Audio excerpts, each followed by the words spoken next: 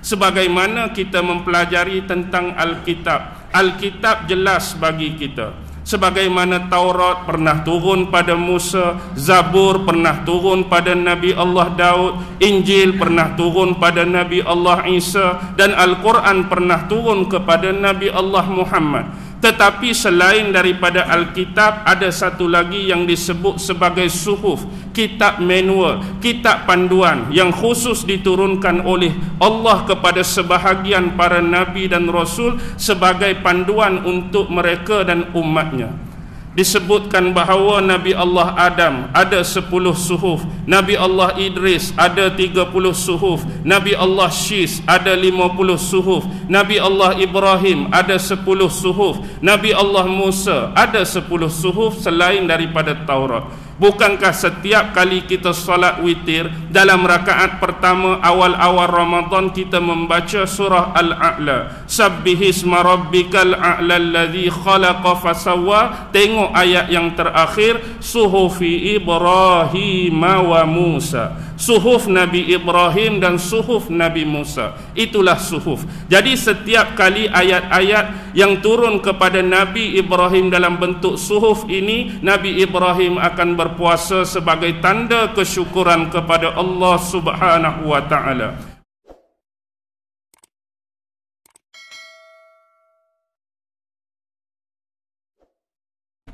Alhamdulillah, kita merafakkan berbanyak-banyak kesyukuran kepada Allah Subhanahu wa taala kerana dengan limpah dan kurniaan daripada Allah kita digolongkan bersama insan-insan yang mana Allah tempatkan di tempat yang paling mulia, iaitu di salah satu rumahnya di dalam masjid ini. Alhamdulillah.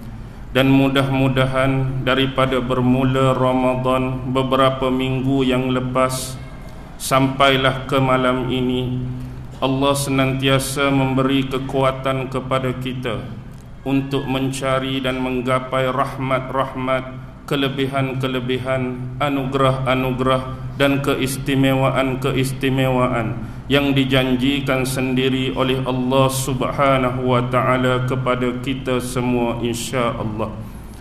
Sempena bulan Ramadan yang mulia, sebagaimana yang difirmankan oleh Allah Subhanahu wa taala di dalam surah Al-Baqarah ayat 183, yang mana Allah Subhanahu wa taala berfirman, Ya ayyuhalladzina amanu kutiba alaikumus siyamu kama kutiba alal ladzina min qablikum. Wahai orang-orang yang beriman, sesungguhnya diwajibkan, difardukan ke atas kamu berpuasa sebagaimana telah difardukan dan diwajibkan ke atas umat-umat sebelum kamu. Dan mudah-mudahan kamu keluar menjadi manusia-manusia yang bertakwa kepada Allah Subhanahu wa taala. Bila kita melihat kepada ayat ini yang bermula dengan gesaan, saranan dan panggilan yang cukup mesra daripada Allah Subhanahu wa taala dengan ungkapan ya ayyuhalladzina amanu, wahai orang-orang yang beriman. Kebiasaan ayat-ayat di dalam Al-Quran, bila mana Allah Subhanahu wa ta'ala datang untuk mengarahkan sesuatu arahan ataupun mewajibkan sesuatu perintah kepada umat Islam, Allah mulakan dengan kalimah wahai orang-orang yang beriman.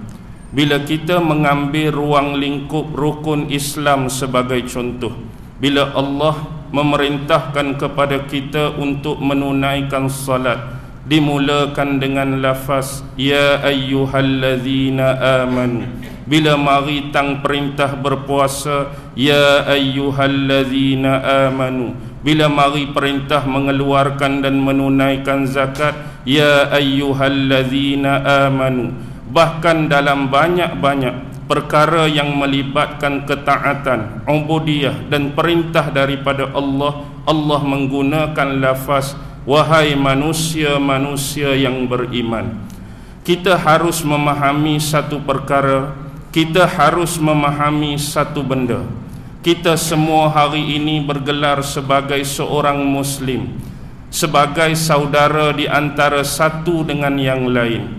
Tetapi di sana ada satu tingkatan yang dipanggil sebagai manusia-manusia beriman, manusia-manusia yang bersifat mukmin kepada Allah Subhanahu wa taala. Di sana ada orang Islam yang beriman kepada Allah, dan di sana ada orang Islam yang kurang kemantapan keimanannya kepada Allah Subhanahu wa taala. Secara realiti, cuba kita kembali dalam konteks melihat masyarakat hari ini. Bila mana secara jujur kita melihat ramai lagi di antara saudara-saudara kita yang bergelar sebagai Muslim, tetapi bila mana mereka tidak mempunyai keimanan yang kukuh, keimanan yang kuat, keimanan yang jitu dan keimanan yang mantap kepada Allah Subhanahu wa taala, bila mana datang perintah supaya bersolat, masih ramai di antara orang-orang Islam yang mengalfakan, yang melalaikan, yang melekakan, malah sanggup untuk meninggalkan perintah salat ke atas dirinya sendiri. Ini kita harus mengakui bahawa ramai di antara saudara-saudara kita yang bergelar sebagai Muslim, mereka sanggup meninggalkan ibadah salat di luar sana. Begitu juga bila datang perintah, walaupun cuma sebulan dalam setahun, iaitu perintah supaya kita ini berpuasa di bulan Ramadan. Dan kita dapat melihat masih ramai lagi saudara-saudari kita yang bergelar sebagai Muslim tapi tidak menyanggupi dan menanggungjawabkan atas diri mereka untuk menunaikan amanah berpuasa di bulan Ramadan. Masih ada bila mari bulan Ramadan, nama dia Islam tapi tak sanggup untuk dia berpuasa di bulan Ramadan. Mari bulan Ramadan dia masih makan, mari bulan Ramadan dia masih minum, mari bulan Ramadan dia masih melakukan perkara-perkara yang dianggap melanggar syariat di dalam bulan yang disucikan dan dimuliakan oleh Allah Subhanahu wa taala. Ini sebagai dua contoh ibadat perbandingan, dan kita dapat melihat sendiri manusia-manusia Islam di luar sana melanggar banyaknya arahan-arahan, melanggar banyaknya perintah-perintah daripada Allah Subhanahu wa taala, walhal dia bergelar sebagai Muslim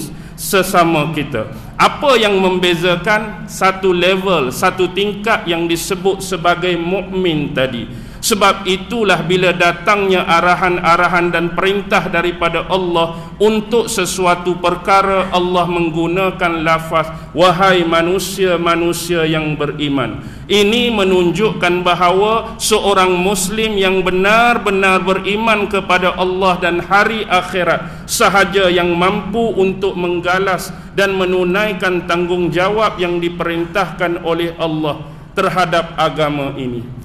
Bila kita melihat kepada skop yang kedua, Allah Subhanahu wa taala mengarahkan satu perintah yang disebut secara eksplisit di dalam Al-Quran. Kutiba alaikumus siyam kama kutiba alal ladzina min qablikum. Kutiba bermakna ay furida, yakni difardukan, diwajibkan ke atas kamu berpuasa. Sebenarnya kewajipan berpuasa di bulan Ramadan telah diturunkan kepada Nabi Muhammad sallallahu alaihi wasallam pada 10 Sya'ban tahun yang kedua Hijrah. Perintah supaya Nabi Muhammad dan umat-umat Islam yang hidup sezaman dengan Nabi Muhammad datang daripada Allah, berlakunya 10 Sya'ban tahun yang kedua Hijrah. Kemudian bila mari bulan keseterusnya, bulan Ramadan pada tahun tersebut, Nabi Muhammad dan para sahabat memulakan puasa Ramadan pada tahun yang kedua Hijrah. Dan ini adalah persediaan kepada Nabi Muhammad dan umat-umat untuk menghadapi bulan Ramadan. Bulan Ramadan sebagaimana di dalamnya ada amalan, ada ibadah, ada ritual yang disebut sebagai berpuasa, bukanlah suatu perkara yang asing, bukanlah sesuatu perkara yang luar biasa, bukanlah sesuatu perkara yang janggal. Kerana bila kita melihat konteks keseluruhan ayat, bahawa perintah berpuasa ini sudah diibadahkan, sudah dijalani, sudah dipraktikalkan oleh umat-umat sebelum kelahiran dan kedatangan Nabi Muhammad sallallahu alaihi wasallam itu sendiri.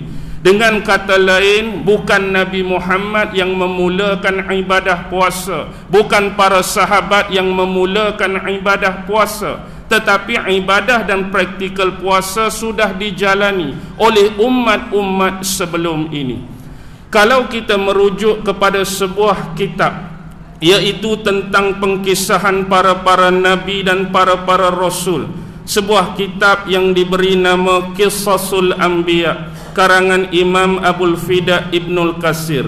Di dalamnya dikisahkan kehidupan dan riwayat para nabi dan para rasul sebagai utusan-utusan Allah.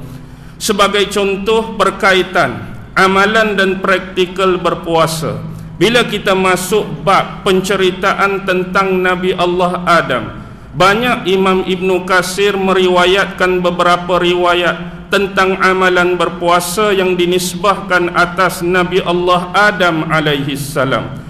Ada diriwayatkan oleh Ibnu Katsir bahawa Nabi Allah Adam berpuasa selama 3 hari dalam sebulan. Yang inilah disebut sebagai puasa mutih. Mungkin ada orang dah biasa dan pernah dengar tentang puasa mutih. Mungkin ada orang, apa dia ustaz, puasa mutih. Puasa mutih ialah amalan berpuasa 3 hari berturut-turut pada pertengahan bulan. Contoh, kita kata bila mari bulan Muharram, kita berpuasa pada tanggal 13, 14 dan 15 Muharram. Bila mari bulan Safar, sama saja, 13, 14, 15. Mari bulan mana dalam Islam pun, puasa 3 hari berturut-turut pada tarikh 13, 14 dan 15 ini dikenali sebagai puasa mutih. Satu riwayat.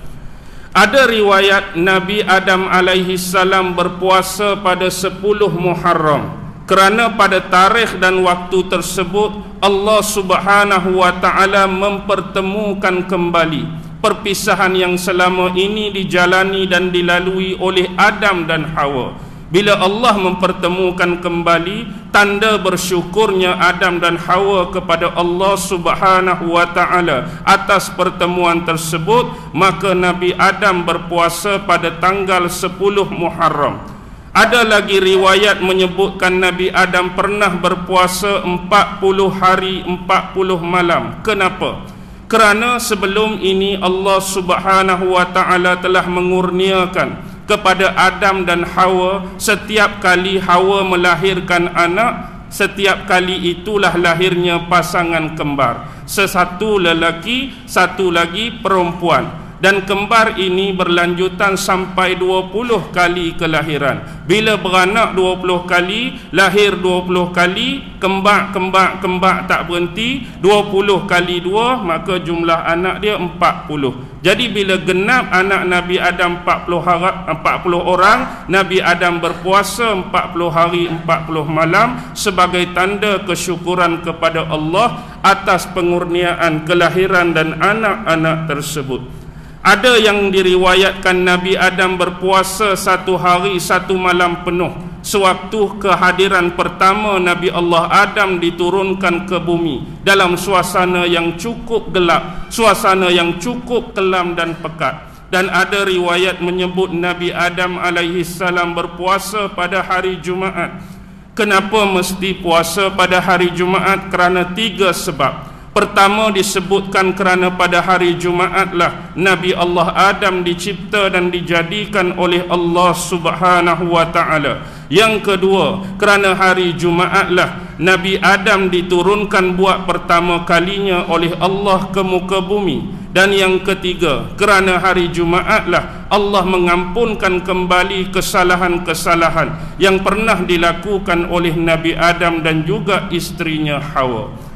Berkaitan dengan nabi-nabi yang lain sebagai contoh, Nabi Allah Nuh juga berpuasa. Ada riwayat menyebut sebagaimana puasa Nabi Allah Adam 3 hari dalam sebulan. Ada riwayat menyebut sewaktu berada di atas kapal, sewaktu peristiwa taufan besar Nabi Allah Nuh alaihi salam, yang mana pada waktu tersebut ramai di antara manusia-manusia yang ingkar, manusia-manusia yang kufur kepada Allah Subhanahu wa taala, habis mati kelemasan, habis mati ditenggelamkan oleh bala dan musibah yang cukup besar ini. Tetapi Nabi Allah Nuh dan manusia-manusia beriman yang Allah selamatkan di atas kapal diminta supaya berpuasa. Tetapi cara dan bentuk mereka berpuasa, wallahu alam, Allah lah yang mengetahui bagaimana bentuk dan bagaimana keadaannya.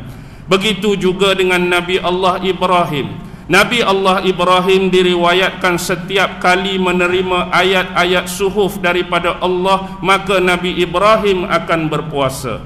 Sebagaimana kita mempelajari tentang Alkitab, Alkitab jelas bagi kita. Sebagaimana Taurat pernah turun pada Musa, Zabur pernah turun pada Nabi Allah Daud, Injil pernah turun pada Nabi Allah Isa, dan Al-Quran pernah turun kepada Nabi Allah Muhammad. Tetapi selain daripada Alkitab, ada satu lagi yang disebut sebagai suhuf, kitab manual, kitab panduan yang khusus diturunkan oleh Allah kepada sebahagian para nabi dan rasul sebagai panduan untuk mereka dan umatnya. Disebutkan bahawa Nabi Allah Adam ada 10 suhuf, Nabi Allah Idris ada 30 suhuf, Nabi Allah Syis ada 50 suhuf, Nabi Allah Ibrahim ada 10 suhuf, Nabi Allah Musa ada 10 suhuf selain daripada Taurat. Bukankah setiap kali kita solat witir dalam rakaat pertama awal-awal Ramadan kita membaca surah Al-A'la, Sabbihisma rabbikal a'la alladhi khalaqa fasawwa? Tengok ayat yang terakhir, suhufi Ibrahim wa Musa, suhuf Nabi Ibrahim dan suhuf Nabi Musa. Itulah suhuf. Jadi setiap kali ayat-ayat yang turun kepada Nabi Ibrahim dalam bentuk suhuf ini, Nabi Ibrahim akan berpuasa sebagai tanda kesyukuran kepada Allah Subhanahu wa taala. Bahkan peristiwa besar sewaktu Namrus cuba membakar Nabi Allah Ibrahim dalam kobaran api yang cukup besar, diriwayatkan pada waktu tersebut Nabi Allah Ibrahim sedang berpuasa kepada Allah Subhanahu wa taala. Begitulah kepada rangkaian keturunan salasilah dan nasab anak-anak Nabi Allah Ibrahim.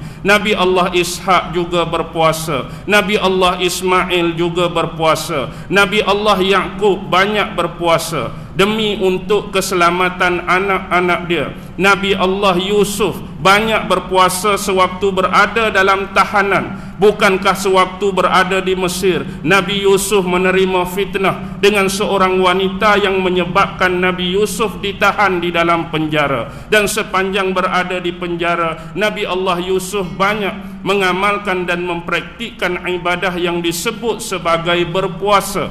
Begitu juga pada zaman Nabi Allah Musa alaihi salam. Nabi Allah Musa berpuasa sampailah kepada nabi-nabi seterusnya. Walaupun dalam Al-Quran disebut secara umum, dan kalau kita nak buat sebagai contoh perbandingan, kita boleh tengok dan buka kitab-kitab yang disebut sebagai Perjanjian Lama, yang disebut sebagai Perjanjian Baru. Yang di dalam kitab-kitab tersebut banyaknya disebutkan contoh-contoh, kaedah-kaedah dan bentuk-bentuk berpuasa para nabi yang terdahulu sebagai contoh. Di dalam kitab Keluaran yang disebut sebagai Exodus, fasa 34 ayat ke-28, juga dalam kitab Ulangan yang disebut kitab Deuteronomi, fasa yang ke-9 ayat yang ke-18, bagaimana sewaktu Allah memanggil Nabi Allah Musa di atas puncak Bukit Tursina selama 40 hari 40 malam, Nabi Allah Musa dan para pengikutnya berpuasa kepada Allah. dan mereka tidak memakan walaupun sebuku roti dan seteguk air kerana kesyukuran kepada Allah Subhanahu wa taala. Begitu juga dengan puasa Nabi Allah Daud. Puasa Nabi Allah Daud pernah diisyaratkan dengan dua hadis Nabi. Bukankah Nabi pernah bersabda tentang ibadah Nabi Allah Daud? Satu tentang puasa sunat Nabi Allah Daud, satu tentang solat sunat Nabi Allah Daud. Antara puasa yang bersistematik ialah puasa Nabi Allah Daud, berbuka sehari, makan sehari, berbuka sehari, makan sehari, berbuka sehari, makan sehari. Dalam kitab Samuel fasa yang ke-12 ayat ke-15 dan ke-16 ada bentuk puasa Nabi Allah Daud. Dalam kitab Mazmur atau disebut Psalm atau itulah dianggap Zabur di sisi orang-orang Kristian, fasa ke-35 ayat ke-12 dan ayat ke-13 ada puasa Nabi Allah Daud. Juga dalam Mazmur fasa yang ke-69 ayat yang ke-10 ada kisah Nabi Allah Daud. Bahkan banyak lagi kisah Nabi-Nabi yang kita tidak kenali. Sebagai contoh Nabi Nehemia. Dalam fasa pertama ayat yang keempat ada puasa Nabi Nehemia. Nabi Ezra dalam fasa yang ke-8 ayat ke-21 ada puasa Nabi Ezra. Dalam fasa yang ke-10 ayat yang ke-6 ada fasal Nabi Ezra. Begitu juga dengan Nabi Daniel, yang mungkin antara kita pernah dengar tentang Nabi Daniel. Bagaimana bentuk puasa Nabi Daniel? Ada dalam kitab Daniel fasa yang ke-9 ayat yang ke-3, kitab Daniel fasa yang ke-10 ayat yang ke-3. Begitu juga puasa Nabi Elia. Nabi Elia merujuk kepada kita orang Islam Nabi Ilyas. Dalam kitab Ilyas fasa yang kedua ayat yang ke-13 Nabi Ilyas berpuasa 40 hari 40 malam. Begitu juga dalam Safar Ayub. Dalam Safar Ayub merujuk kepada Nabi Ayub berpuasa 7 hari 7 malam dan tidak berkata-kata. Ini sama persis dengan puasa ibu kepada bonda Nabi Allah Isa alaihi salam, iaitu Maryam. Selain makan dan minum, dia juga berpuasa daripada bercakap dan berkata-kata dengan manusia. Dan banyak lagi sampailah kepada Nabi Bani Israel yang terakhir, Nabi Allah Isa alaihi salam. Dalam Injil Luke fasa yang keempat ayat 1 dan 2, dalam Injil Matthew fasa yang ketiga ayat 1 dan 2 memang banyak menceritakan kisah dan bentuk puasa Nabi Allah Isa 40 hari 40 malam selepas dibaptis oleh Nabi Yahya alaihi salam. Bagaimana dengan Nabi Yunus? Dalam Safar Yunus jelas disebutkan dalam fasa pertama ayat ke-17 Nabi Allah Yunus berpuasa 3 hari 3 malam sewaktu di dalam perut ikan Hud, dalam perut ikan Nun, dan selepas diselamatkan oleh Allah. Sekali lagi dalam fasa yang ketiga ayat ke-7 Nabi Allah Yunus berpuasa 40 hari 40 malam sebagai tanda dan kesyukuran dilepaskan daripada musibah dan malapetaka tersebut. Dan kalau kita nak ceritakan setiap para nabi dan para rasul, penisbahan dan kaitan dengan berpuasa cukup banyak. Sebab tu saya sebut Al-Quran sebut secara eksplisit, secara menggambarkan keumuman dia tanpa mendetailkan. Dan kalau kita nak cari, kita boleh lihat kepada kitab-kitab sebelum ni. Ini sebenarnya yang dimaksudkan oleh Allah, kama kutiba alal ladzina min qablikum. Tetapi atas pentafsiran yang lebih luas kita harus memahami, selain dalam bentuk konteks keagamaan, kita boleh tengok kerajaan-kerajaan dan ketamadunan kuno. Orang-orang zaman Mesir kuno dah lama berpuasa, Sumeria kuno dah lama berpuasa, orang-orang Yunani kuno dah lama berpuasa, orang-orang Rom kuno dah lama berpuasa, Cina kuno, Jepun kuno dan banyak lagi peradaban lain sudah menjadikan ritual berpuasa sebagai salah satu bentuk keagamaan, bentuk pembersihan diri, dan ada yang menjadi sebagai bentuk untuk kebersihan yang disifatkan kebersihan hati, jiwa dan kerohanian manusia itu sendiri. Jadi jelas bahawa puasa ini sudah dilakukan oleh umat sebelum Nabi Muhammad. Jadi bila mari Nabi Muhammad, benda ni bukan ganjil, bukan janggal, tetapi kaedah dan bentuk puasa sebagaimana pada zaman Nabi Muhammad inilah yang paling bersistematik, yang pernah diajarkan oleh Allah Subhanahu wa taala kepada kita semua. Kerana bentuk puasa ni sama, tidak ada pilih kasih di antara seseorang dengan seseorang. Dan ini berbeza dengan bentuk-bentuk puasa umat sebelum ni. Sebagai contoh, dalam agama Kristian ada banyak bentuk berpuasa. Ada orang Kristian yang mereka berpuasa cuma tak boleh makan, tapi boleh minum. Makan tak boleh, makan tu tak boleh, makan ni tak boleh, tapi boleh minum air. Ada jenis puasa mereka tak boleh makan semua benda kecuali daging. Daging saja tak boleh makan, hak lain boleh makan. Jadi puasa mereka disebut puasa daging. Kalau setakat puasa daging, kita pun boleh buat. Sebab daging RM35, RM40, mahal lah ni. Jadi kita pun memang duk makan ikan ayam sayur je. Puasa daging. Ada yang puasa tu sejam je. Contohnya 6.41 start puasa, 7.41 buka puasa. Lagu tu budak-budak pun boleh buat. Tapi ni nak menggambarkan kepada kita contoh bentuk. Tetapi bila mari Islam, dia sama. Dia satu level, inilah penanda aras dia. Kita duduk belahan mana dalam dunia sekalipun, benda ni sama. Start berpuasa bila terbit fajar dan buka puasa bila terbenam matahari. Kita duduk di Nigeria pun terbit fajar, terbenam matahari. Duduk Zimbabwe pun terbit fajar, terbenam matahari. Mungkin yang membezakan cuma waktu. Sebab dunia ni bulat, jadi waktu sini lain, waktu sini lain, waktu sini lain, tapi tetap sama. Tak ada lah kata kalau aku puasa di Brazil ni cuma tak boleh makan tapi boleh minum. Balik Malaysia tak boleh makan, tak boleh minum. Tapi kalau pi ke Nigeria, makan boleh, minum saja tak boleh, tak ada. Semua sama. Perkara yang membatalkan puasa pun semua sama. Kalau duduk di Brazil macam ni batal puasa, balik Malaysia pun macam ni batal puasa. Pi mana pun buat macam ni batal puasa, tak ada beza.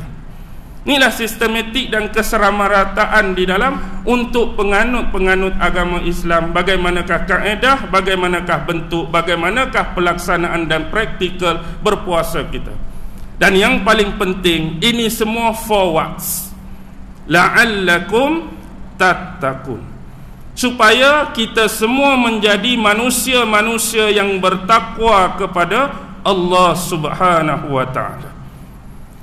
Level takwa satu lagi level. Islam, beriman dan bertakwa. Ini dia penanda aras. Ini dia targeted daripada Allah bila kita keluar daripada bulan Ramadan menjadi manusia yang bertakwa kepada Allah. Level penanda aras takwa yang paling sederhana. Orang-orang tua selalu sebut apa dia cucu takwa, apa dia anak takwa. Buat apa yang Allah suruh, tinggal apa yang Allah larang. Itulah level sederhana takwa. Dalam bentuk ni kita boleh lihat sebagai contoh. Di bulan puasa ni, kita tak boleh makan, tak boleh minum, tak boleh bersama isteri, tak boleh buat perkara-perkara yang membatalkan puasa. Satu perkara, kecenderungan hati kita sebenar, kalau boleh benda ni tak ada. Cenderung hati kalau boleh makan. Cenderung hati kalau boleh minum. Cenderung hati kalau boleh tak payah puasa bila mari bulan Ramadan. Memang kita ada kecenderungan tambah-tambah waktu puncak pukul 12, pukul 1, pukul 2. Lapaknya kalau boleh makan pun best. Dahaganya kalau boleh minum pun best. Memang kita cenderung untuk makan, untuk minum. Tapi why tak makan, why tak minum? Sebab ada sifat takwa tadi. Kerana kita takutkan Allah Subhanahu wa ta'ala. Kita takutkan azab-azab yang dijanjikan oleh Allah kepada manusia-manusia yang melanggar perintah-perintah dan arahan daripada Allah. Lebih-lebih lagi tentang amalan berpuasa. Memang ada kesempatan kalau kita nak buat. Kita duduk rumah sewa sorang-sorang, beli nasi kandak sebungkus, beli teh ais satu plastik. Balik rumah kunci pintu, kunci tikap, tutup tirai, pasang aircon, buka nasi makan. Buka air minum, tak ada siapa tahu pun. Tapi why kita tak buat? Walaupun seorang tak boleh tengok kita. Kalau aku makan bukan kata sebungkus, 2 bungkus pun memang tak ada orang tahu. Kalau ni 1 jak, 2 jak aku minum, tak ada orang tahu. Tapi why kita tak buat? Sebab sifat takwa tadi. Kalau kita buat, orang tak nampak, Allah nampak. Kalau kita buat, orang tak nampak, Allah nampak. Inilah datangnya sifat taqarrub, kedekatan dan kehampiran kita dengan Allah. Bila kita buat satu benda, satu bentuk maksiat, satu bentuk dosa, satu bentuk pelanggaran, kita rasa Allah tengok walaupun orang tak tengok. Allah dengar walaupun orang tak dengar. Yang inilah memaksa hati kita, jiwa kita, anggota kita untuk tidak melakukan perkara-perkara tadi. Dan yang kedua, bila dia datang sifat taqarrub, dia akan datang benda yang hampir sama dengan dia. Inilah disebut muraqabah. Muraqabah, pemerhatian. Muraqabah ialah pengawasan daripada Allah. Sentiasa merasakan bahawa Allah ni melihat kita, mendengar kita, dan Allah sentiasa mengawas dan memerhatikan kita. Inilah yang menyebabkan diri kita, anggota kita terjaga daripada sebarang maksiat dan dosa. Bila mana seorang tu yakin Allah Tuhan dia, tiba-tiba dia nak buat satu benda yang berlawanan dengan perintah dan arahan Allah. Waktu kita nak buat satu-satu dosa, waktu kita nak buat satu-satu maksiat, fikir sekejap. Yang selama ni bila disebut tentang Allah, kita beriman, Allah duk tengok, Allah duk lihat. Bila aku nak buat maksiat ni, tang mana penglihatan Allah, tang mana pemerhatian Allah, tang mana pendengaran Allah? Adakah terabai atau benda tu masih ada lagi dengan kita? Bagi manusia yang benar beriman, khusyuk dan tunduk hati dia, nak buat benda jahat tu, dia fikir dah benda tadi Allah duk tengok. Tapi orang yang sampai terlajak buat benda jahat, terlajak buat maksiat tu, Allah duk tengok tu, pi mana tang tu? Yang sebelum ni kita tanya, siapa Tuhan kamu? Allah. Beriman dah Allah maha melihat? Ya. Beriman dah Allah maha mendengar? Ya. Di mana maha tadi waktu kita duk buat maksiat? Ini menunjukkan kita dah dihijab, dah dilafizkan dengan nafsu kita, kekotoran kita, hati kita dan sebagainya, memaksa benda-benda tadi terhijab. Sekarang atas dasar takwa, satu benda lah pesanan paling penting untuk diri saya dan seterusnya tuan-tuan muslimin muslimat, hadirin hadirat. Kita berpuasa, ada ulama-ulama menyebut antara jenis-jenis manusia yang boleh ada di bulan Ramadan ni ada 6 jenis. Tapi saya nak sebut pun takut terlajak panjang sekejap lagi. Masa banyak lah. Masa banyak tak apa. Salah satu dia sebut, jenis kumpulan yang akan timbul di bulan Ramadan ni ialah manusia-manusia yang hanya perut-perut mereka sahaja berpuasa, sedangkan anggota-anggota badan yang lainnya tidak berpuasa. Maksudnya perut mereka saja yang tahan makan, perut mereka saja yang tahan minum, tetapi anggota-anggota lain seolah-olah tak berpuasa.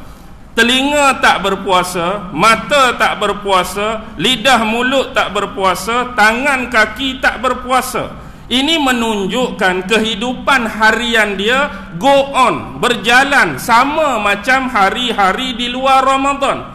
Cuma perut tak makan, perut tak minum, tapi time mengumpat, laju mulut dia duk mengumpat. Sebab sebelum ni luar bulan Ramadan memang kaki mengumpat. Mari bulan Ramadan tak boleh nak tinggal tu. Hang puasa dah, tak makan. Hang puasa dah, tak minum. Kak Melah punya cerita hari ni best. Pak Cik Din punya cerita, hak tu laju.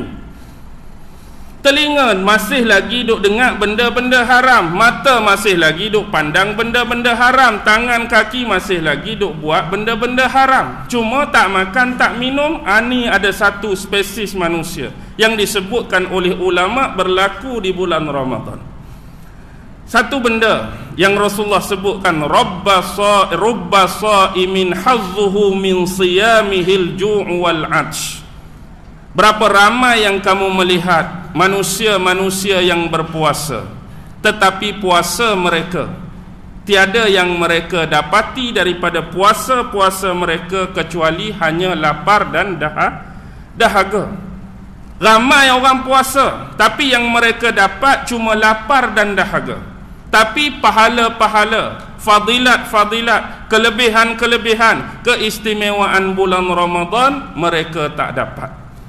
Bila kita terlibat dengan bulan puasa, fikir dua benda. Satu, perkara-perkara yang boleh membatalkan puasa, satu hal. Satu lagi, fikir benda-benda yang boleh membatalkan pahala dan mengurangkan pahala puasa kita.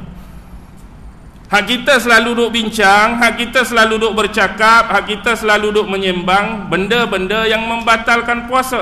Kalau buat lagu ni batal puasa, kalau tertelan lagu ni batal puasa, kalau tergigit lagu ni batal puasa. Tu satu hal. Satu hal lagi, benda yang boleh mengurangkan dan membatalkan pahala puasa. Jadi inilah yang disebut oleh Rasulullah, ada ramai manusia-manusia yang dia tak dapat apa dari puasa dia, cuma lapar dan dahaga. Baik, satu hadis lain yang diriwayatkan oleh Abu Hurairah radhiyallahu taala anhu, yang mana beliau mendengar Rasulullah sallallahu alaihi wasallam bersabda, "Man lam yada' qawla az-zuri wal 'amala bihi falaysa lillahi hajatun fi an yada'a ta'amahu wa syarabah." Man lam yada', barang siapa yang tidak dapat meninggalkan qawla az-zuri. Qawla az-zur secara umum adalah perkataan-perkataan dusta, perkataan-perkataan berbentuk penipuan dan pembohongan. Dan ada ulama mengklasifikasikan qaul az-zur, cakap benda tak ada faedah, cakap benda yang tak ada manfaat. Barang siapa yang tak boleh nak meninggalkan benda-benda ni waktu mereka sedang berpuasa, wal amala bihi, malah mereka mengamalkan pula benda tu. Selalu duk cakap bohong, mari bulan puasa tak boleh tinggal, duk cakap juga. Selalu cakap benda tak ada faedah, mari bulan puasa tak boleh nak tinggal, duk buat juga. Cakap benda-benda tak ada manfaat, mari bulan puasa tak boleh nak tinggal, duk buat juga. Falaisa lillahi hajatun fi an yada'a ta'amahu wa syarabah. Percayalah, sesungguhnya Allah tidak berhajat, Allah tidak memerlukan kepada dia menahan makan dan minum dia. Kalau benda-benda ni tak boleh tinggal, Allah tak perlu pun dia tinggalkan makan dan minum dia. Allah tak berhajat pun dia tinggal makan dan minum dia. Dengan bahasa orang kampung, kalau cakap pongah, cakap nak marah, kalau masih dia buat benda lagu ni, hang tak payah puasa, tak apa. Kalau cakap marah, nak cakap pongah. Tapi nak cakap tadi, kalau benda ni tak boleh tinggal, Allah tak berhajat pun pada puasa kita. Allah tak perlu pun pada puasa kita. Ini menunjukkan hadis ni bukan setakat tahan perut saja, tapi menahan perkara-perkara yang disifatkan tadi. Abu Hurairah sekali lagi meriwayatkan satu hadis daripada Rasulullah, yang mana beliau mendengar Rasulullah sallallahu alaihi wasallam bersabda, "Laisa as-siyamu minal akli wasyarab, innama as-siyamu minal laghwi warrafas. Fa in sabbaka ahadun aw jahula 'alaika faltaqul inni shaimun inni shaimun." Berpuasa itu bukan sekadar menahan diri dari makan, menahan diri dari minum. Innama as-siyamu minal laghwi warrafas. Sesungguhnya berpuasa itu ialah menahan diri kamu. Nabi sebut dua benda, lagwi dan ar-rafas. Lagwi ni lebih kurang macam qaul az-zur tadi, benda-benda tak ada faedah, benda-benda tak ada manfaat, benda-benda yang tak ada, yang kita kata boleh sandarkan benda tu, boleh bagi satu benda yang membahagiakan, satu benda yang ada faedah, satu benda yang ada manfaat untuk kita. Bila kita ucap benda tu, langsung tak ada faedah, langsung tak ada manfaat, langsung sia-sia. Itu disebut sebagai al-lagw. Kalau ar-rafas, ar-rafas selalu dikaitkan dengan perkataan-perkataan untuk sepasang suami isteri.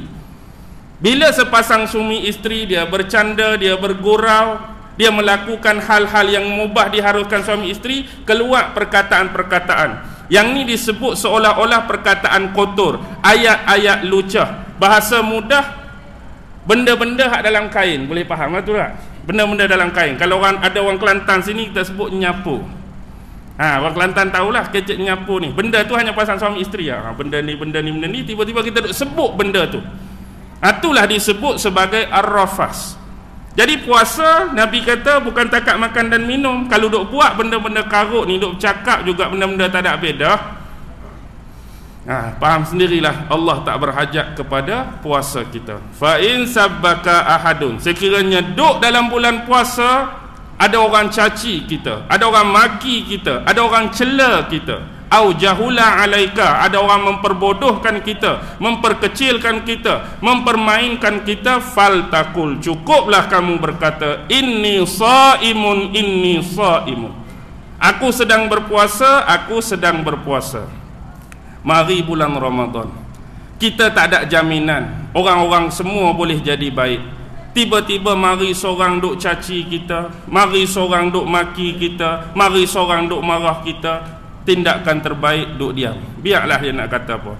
Ada orang mari memperbodohkan kita, memperkecilkan kita, mempermainkan kita, cukup kita kata inni shaimun, aku sedang berpuasa, aku sedang berpuasa. Dia nak buat tu, biar dia buat.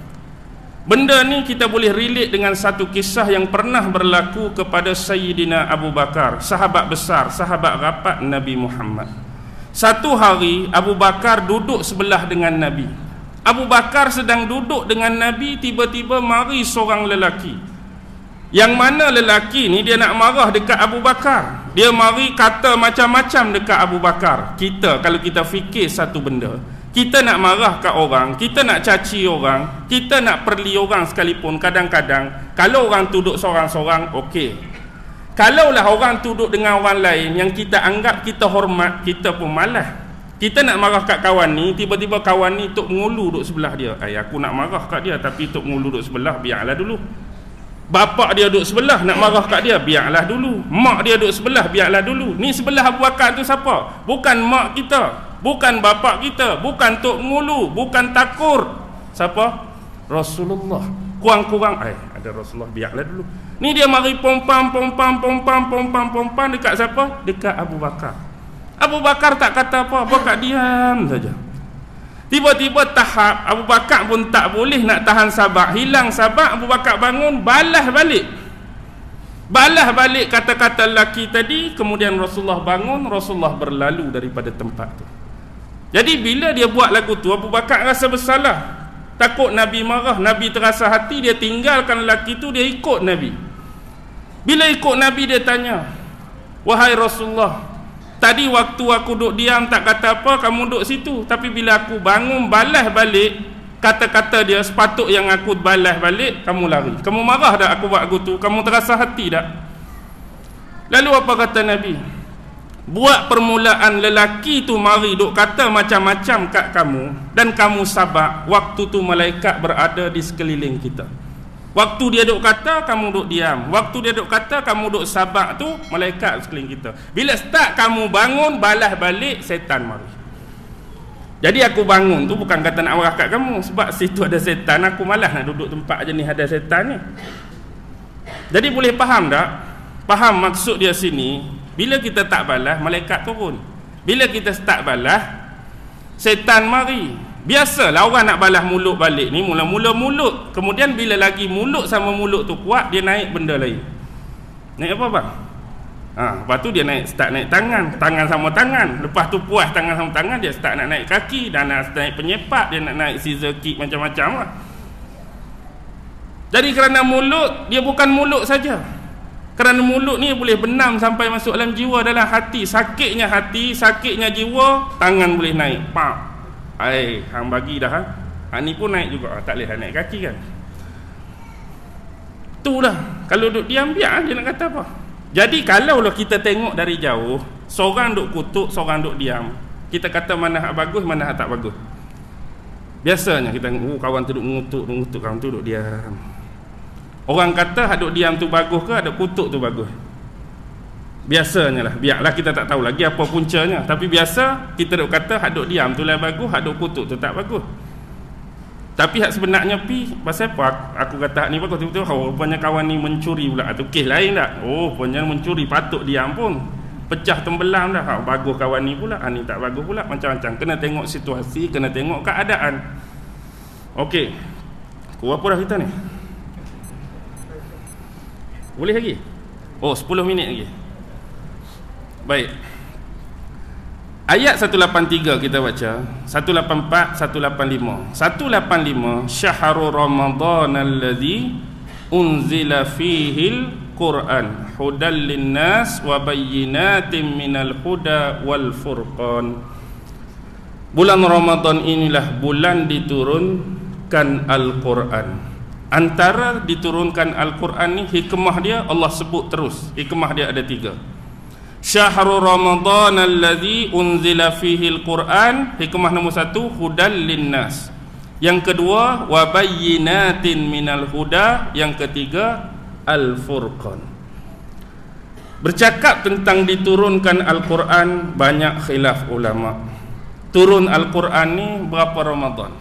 Banyak. Hak paling besar 5 ada. Ada kata 17 Ramadan, ada kata 7 Ramadan, ada kata 18 Ramadan, ada kata 21 Ramadan, ada kata 24 Ramadan.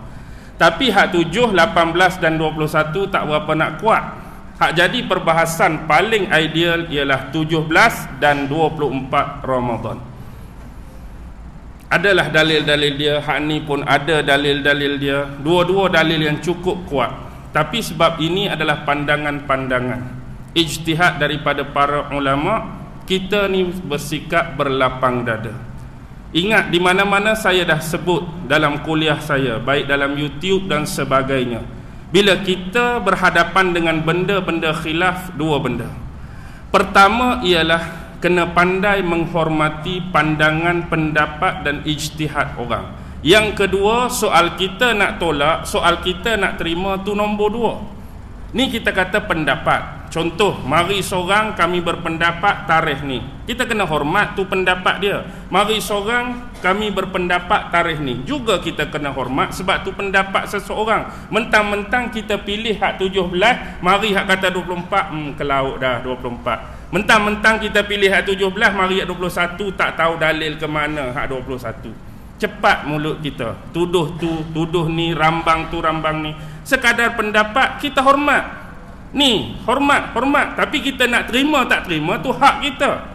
Kita nak kata dalam hati kita, salah tu aku tak mau terima, aku nak terima 17. Go on. Tapi kita ni, hak ni pun tak pandai nak hormat dah. Mana ada 24, mana ada 21, mana ada 20 tu. Hak tu pun kita tak berapa nak lepas dah. Jadi kena pandai menghormat pandangan. Jadi hak pilihan, terima atau tak terima atau tolak, itu hak kita. Jadi itu sekadar khilaf yang pernah berlaku dalam dunia perbahasan tentang tarikh diturunkan Al-Quran. Dan tarikh-tarikh ni ada permasalahan celah tu. Sebab ada ulama-ulama bab penurunan ni terbahagi 2. Ada perbahasan ulama bab penurunan terbahagi 3. Hak kata terbahagi 2 bermula dari Lauh Mahfuz kepada langit dunia Baitul Izzah, satu plot. Yang kedua, daripada langit dunia Baitul Izzah turun kepada Nabi Muhammad, satu plot. Plot yang satu lagi, hak kata 3 tu, hak ni memang 2 dah. Hak sebelum tu lagi, dari Allah kepada Lauhil Mahfuz tu, satu plot. Hak 3 dari Allah ke Lauh Mahfuz, dari Lauh Mahfuz ke langit dunia, ke langit dunia ke Nabi tu, hak ambil 3 plot. Hak terima 3 plot, hak terima 2 plot, tak ada Allah ke Lauh Mahfuz, dia terus Lauh Mahfuz ke Baitul Izzah, Baitul Izzah kepada Nabi Muhammad. Jadi hak duk bincang nuzul Quran tu, kalau hak 2 plot tadi, plot 1 ke plot 2? Hak kata nuzul tu dari Lauh Mahfuz ke Baitul Izzah, langit dunia ke, hak kata nuzul ke daripada langit dunia kepada Nabi Muhammad. Hak mana satu nuzul sebenarnya? Haduk kata nuzul 17, nuzul 24 tu, hak mana nuzul yang sebenar? Hak turun ke Nabi ke, dari Lauh Mahfuz turun ke langit dunia nuzul? Mana? Hak tu pun pening dah, tak payah nak bergaduh lah kan. Jadi nuzul sebenar yang jadi konteks ni, hak Lauh Mahfuz turun ke langit dunia. Hak tu hak turun serentak 30 juzuk. Dari Lauh Mahfuz tu 30 juzuk turun letak di Baitul Izzah, langit dunia. Berkebetulan malam tu juga, malam turun tu, ayat yang pertama hak turun pada Nabi tu malam tu juga. Malam tu juga hak 5 ayat dari surah Al-Alaq, Iqra bismi rabbikal ladzi khalaq turun. Lepas tu bukan waktu dia sekaligus, ayat lain hari lain, ayat tu hari tu, ayat surah. Inilah panjang dia, 22 tahun 2 bulan 22 hari, yang dibundarkan oleh ulama 23 tahun. Tapi poin kita, Quran turun pertama hudan linnas, sebagai petunjuk bagi manusia. Bila bahas petunjuk, apa perkataan yang paling mudah nak suruh orang faham? Apa itu petunjuk? Petunjuk ni di sisi saya yang paling mudah ialah panduan Al-Quran supaya kita membuat keputusan yang paling tepat. Itu dia hidayah, itu dia petunjuk. Satu panduan, satu manual daripada Al-Quran untuk manusia melakukan pemilihan terhadap keputusan yang paling tepat. Sebab kehidupan kita, daripada kita hidup sampai kita mati, kalau kita ambil lingkungan seharian, daripada kita bangun tidur sampai kita tidur balik, semuanya melibatkan kehidupan kita tentang keputusan. Kita sebagai manusia perlu buat keputusan. Dan Al-Quran turun ni supaya kita dapat diberi pilihan untuk buat keputusan yang baik, bagi petunjuk untuk pilih keputusan yang baik. Contoh, bangun saja daripada tidur. Bangun saja daripada tidur, bila kita masuk tandas, kita dah boleh buat keputusan. Sama ada nak mandi atau tak mau. Tak mau mandi, tu dah keputusan. Nak gosok gigi, nak gosok dengan dali ke, nak gosok dengan fresh and white, tu juga satu keputusan. Nak berak ke, nak kencing saja, tu juga satu keputusan. Mandi ni nak pakai sabun ke, tak mau pakai sabun, tu keputusan. Mandi ni nak pakai shampoo ke, tak mau pakai shampoo, tu juga perlu kepada keputusan.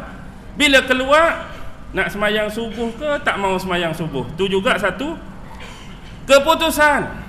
Hari ni nak pakai necktie ke, tak mau pakai necktie. Nak sarapan pagi ke, tak mau sarapan pagi. Nak naik kereta kancil ke, nak naik kereta Alza, tu juga satu keputusan. Nak pergi kerja ke, tak mau pergi kerja. Nak MC ke, tak mau MC.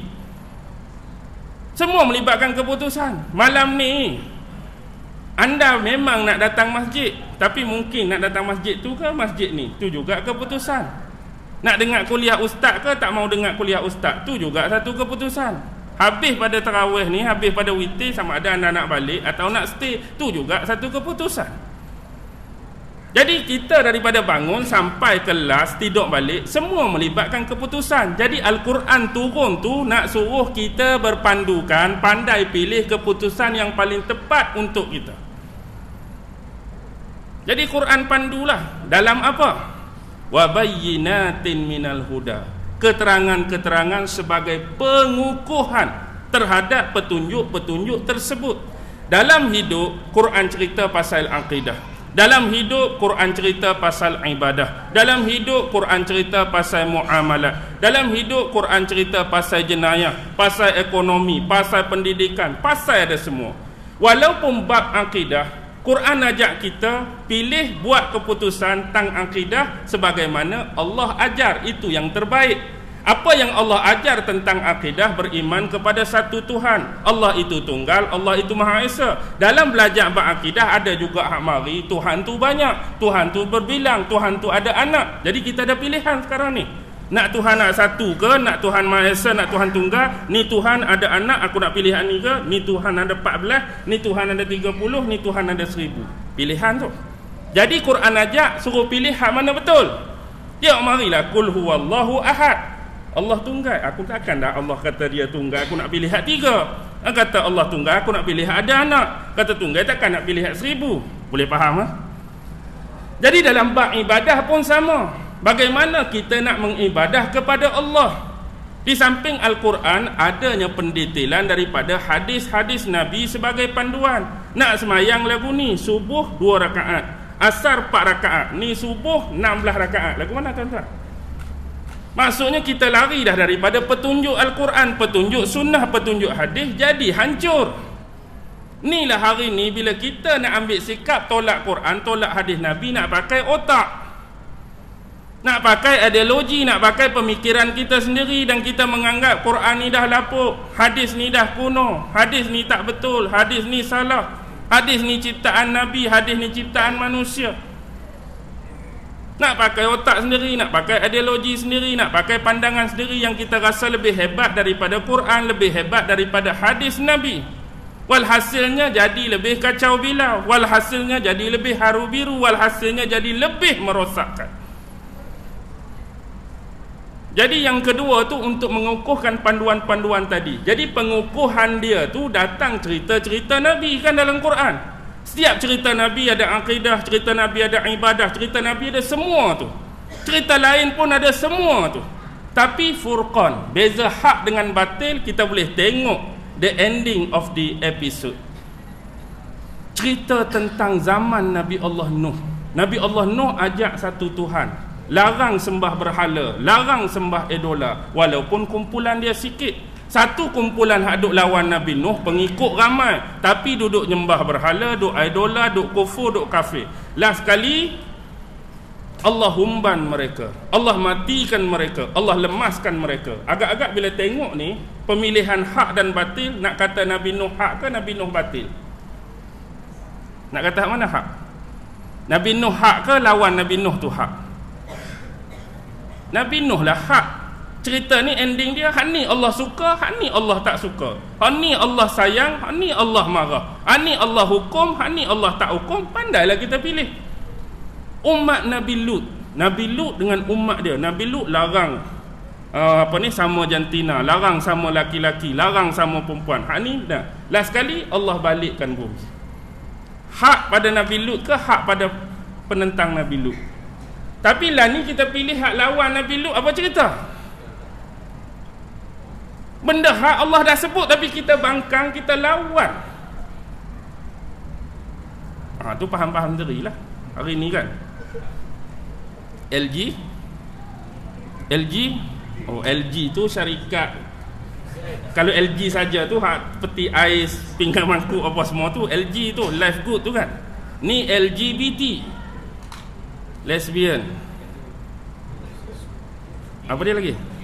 Gay, bisexual, transgender, macam-macam lah istilah lagi. Dulu laki-laki, perempuan-perempuan tu je. Lah ni jenis macam-macam. Ada hak jenis satu jantina tu dengan lelaki boleh, dengan perempuan pun boleh. Contohlah saya ni lelaki, dengan perempuan pun saya minat satu hal, dengan sama-sama jantan pun saya minat. Itu bisexual. Belah perempuan pula, dia dengan lelaki pun dia boleh, mari hak perempuan pun dia boleh juga. Dia dua-dua dia rasa bernafsu, dua-dua dia rasa nak. Payah juga. Lepas tu hak jenis ada dua alat kelamin, satu hal. Alat kelamin hak lelaki tu mari perempuan pun okey dia. Alat kelamin hak perempuan dia tu mari jantan nak rodok dia pun okey juga. Tu yang jadi payah. Jadi kumpulan-kumpulan ni duk tengah nak naik ni. Kumpulan-kumpulan ni duk tengah nak serbu ni, apa cerita? Beringatlah. Terutama saya lah kena beringat. Seterusnya tuan-tuan, puan-puan, anak-anak kita, cucu cicit kita, generasi kita. Kita ni ada lagi hak generasi pernah memondok, generasi pernah buka kitab depan tok guru. Anak-anak kita ni payah dah. Anak kita ni jarang dah. Kekuatan akidah pun dah makin tipis, kekuatan agama pun dah makin merudum. Pemahaman tentang Islam, pemahaman tentang agama, pemahaman tentang syariat banyak dah yang menurun sekarang ni.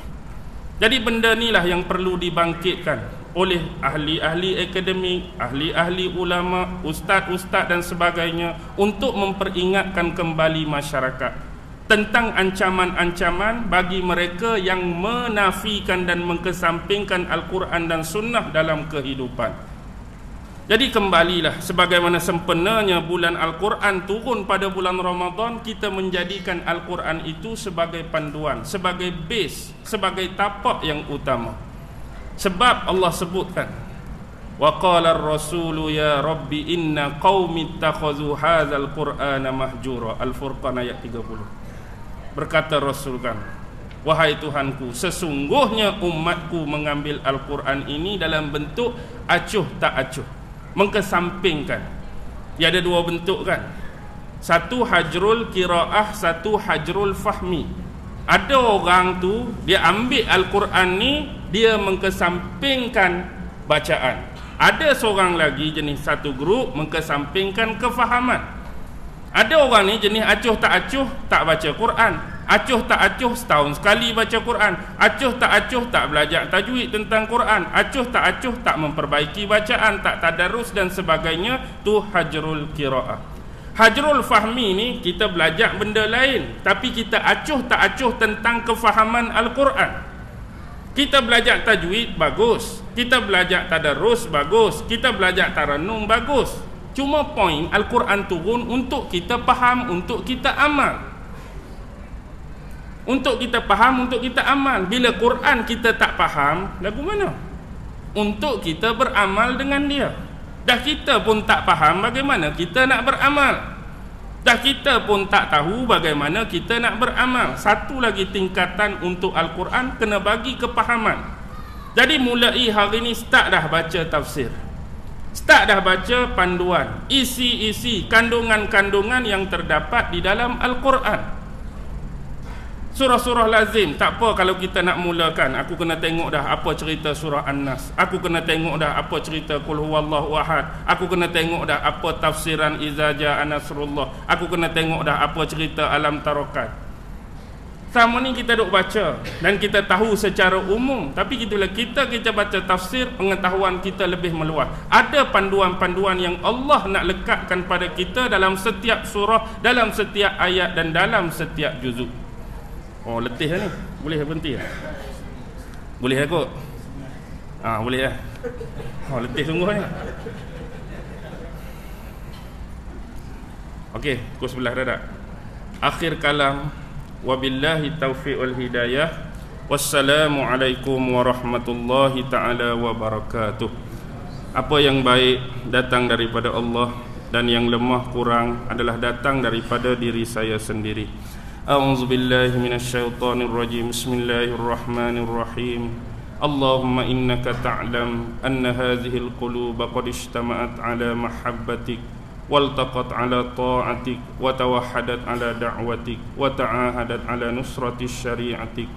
Fawassikillahumma rabitataha wa adim wuddaha wahdiha subulaha wamla'ha binurikal ladzi la yakhbu washrah suduraha bifaidil imani bik وجميل التوكل عليك وأحيها بمعرفتك وأمتها على الشهادة في سبيلك إنك نعم المولى ونعم النصير.